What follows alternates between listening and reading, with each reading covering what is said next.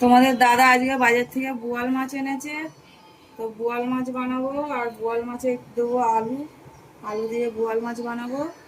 এই হলো মশলা: আদা, রসুন, ধনে, গোলমরিচ আর শুকনো লঙ্কা একসাথে পেস্ট করে নেব।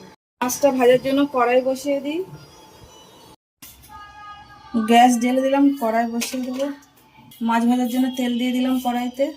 দেবো হলুদ, দেবো নুন, দেবো ওপর থেকে একটু তেল। তেল গরম হয়ে গেছে, এবার ভাজার জন্য মাছগুলো ছেড়ে দেবো।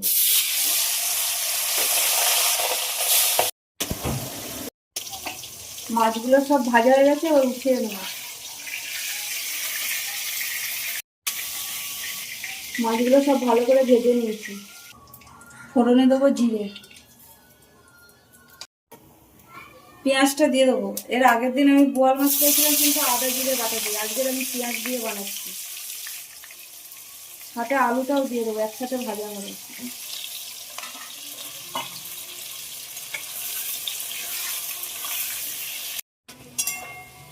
আলু পেঁয়াজ একসাথে ভাজা হয়ে গেছে, দিয়ে দেবো কেটে রাখা টমেটো,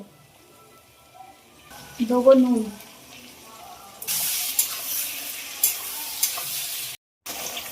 দেবো হলুদ,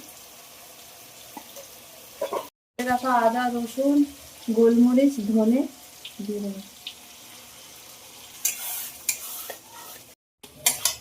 আলু মশলা একদম ভাজা হয়ে গেছে, দিয়ে দেবো গরম জল।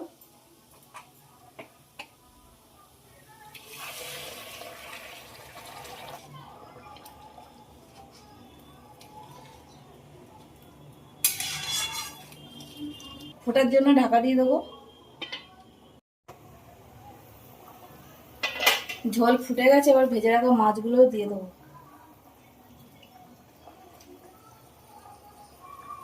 মাছগুলো দিয়ে আর একটু ফোটার জন্য ঢাকা দিয়ে দেবো।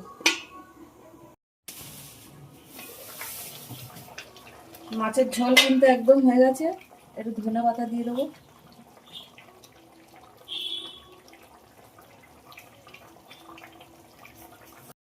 আর একটু ঢাকা দেবো, তারপর নামিয়ে নেবো।